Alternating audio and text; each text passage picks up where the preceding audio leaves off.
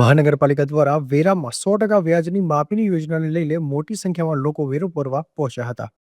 પરંતુ સર્વર બંધ થઈ જતા લોકોને ભારે હાલાકીનો સામનો કરવો પડી રહ્યો હતો.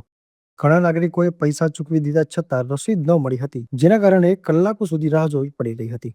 લોકોમાં રોષનો માહોલ જોવા મળ્યો હતો અને તંત્ર પાસેથી તાત્કાલિક ઉકેલની માંગ ઉઠી છે. હાલ મહાનગરપાલિકાને આ સમસ્યાનો ઉકેલ કેવી રીતે લાવશે એ મહત્વપૂર્ણ જોવું રહેશે.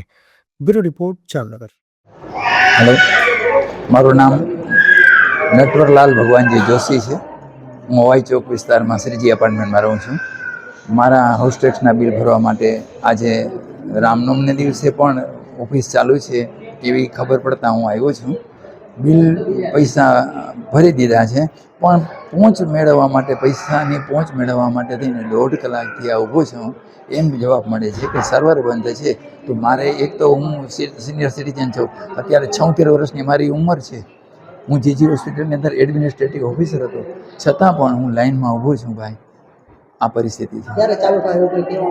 એમ કે છે કાંઈ ખબર નથી ક્યારે ચાલુ થાય, તો સાંજના 5 વાગ્યા સુધીમાં ગમે ત્યારે ચાલુ થાય.